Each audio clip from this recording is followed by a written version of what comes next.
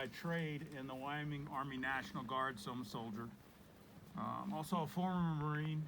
I have about 30 years total service at this point, in a couple of months. And I've had significant time enlisted. I've had significant time as an NCO, and of course I'm an officer now, as you can well see. I participated in Desert Storm, Operation Iraqi Freedom.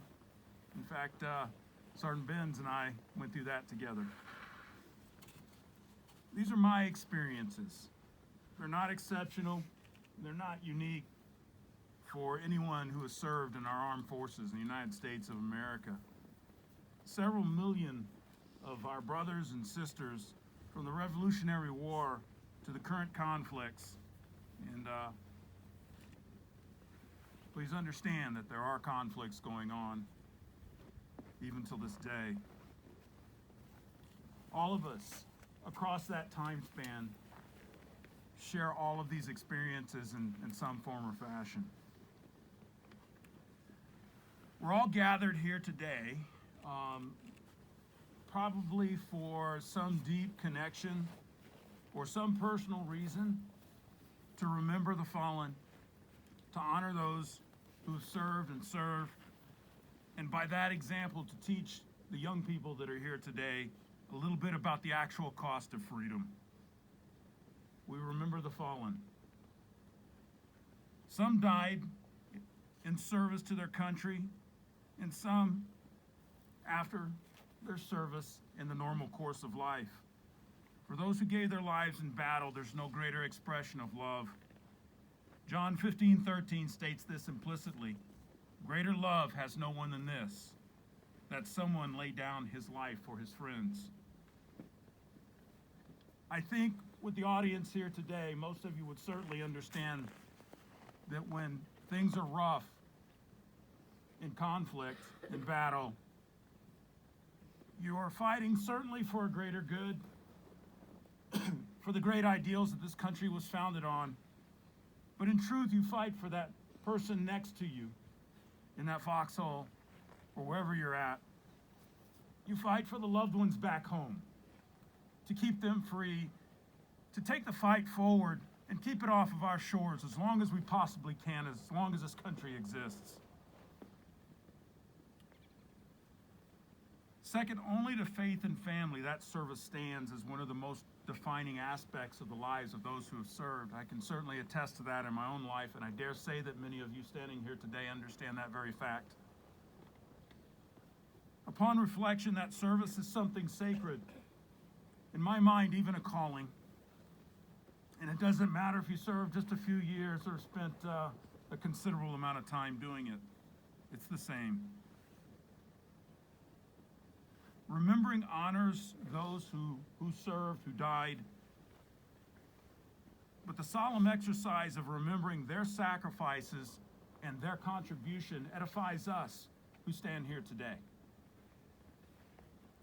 We're reminded that our freedom, which comes at a high cost, from the very inception of this great nation, is one of the most valuable possessions that any of us can have.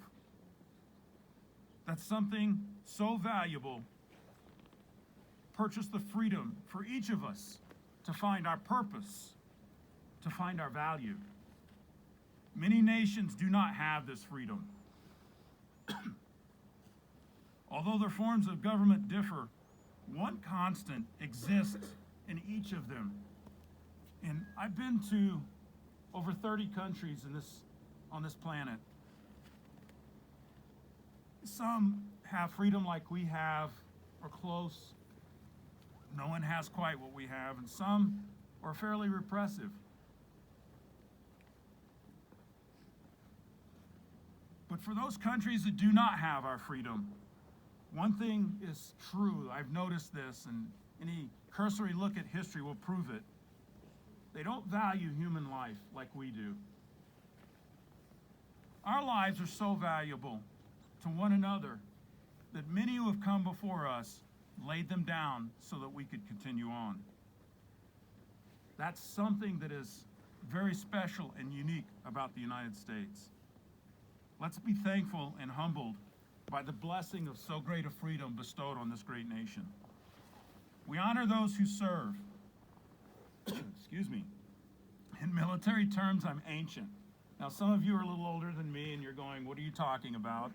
But for an active duty person, I'm really old. I'm 57 years old. I'm nearing the end of my career.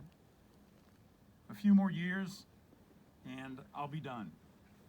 My course will be finished.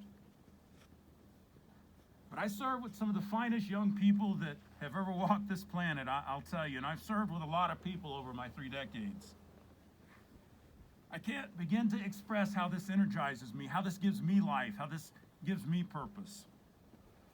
I'm humbled that the father and mother of every soldier underneath my commands entrusted to my care, they place that trust, maybe not in me personally, but in the United States Army, or the United States Marine Corps, or any of the other services. I find this very humbling. And I take it very seriously.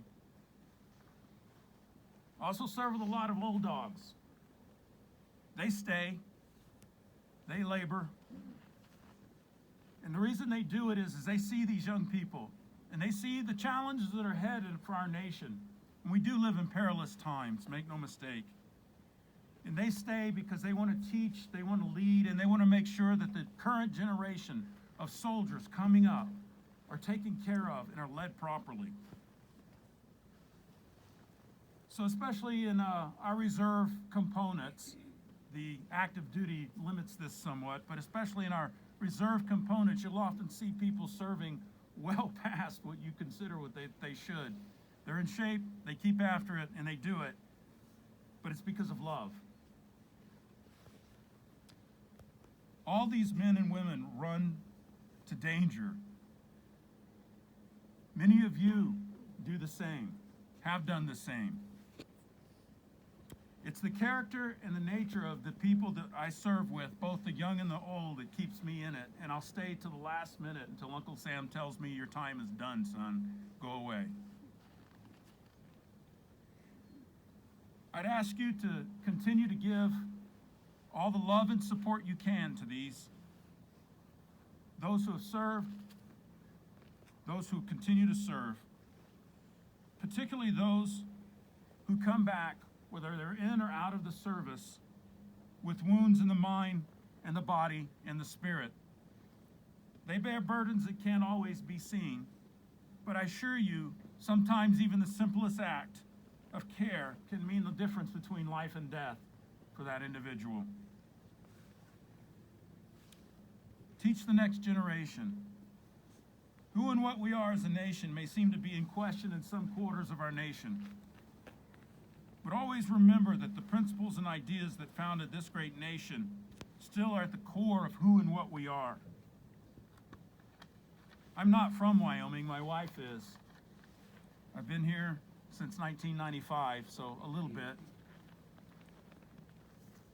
I am so thankful to live in a state where freedom is treasured, where freedom is valued, and where people like yourselves will sacrifice and do what it takes to maintain that freedom. I have hope. I do believe that the future of this nation will be better than maybe what we've seen sometimes. I think the great people of this nation will define who and what it will be. People like you standing here today. We live in a small state in the middle of a great nation, and sometimes the rest of the country tends to forget us. Sometimes they don't even remember or even know where Wyoming is. I think some of us kind of like that, to be honest.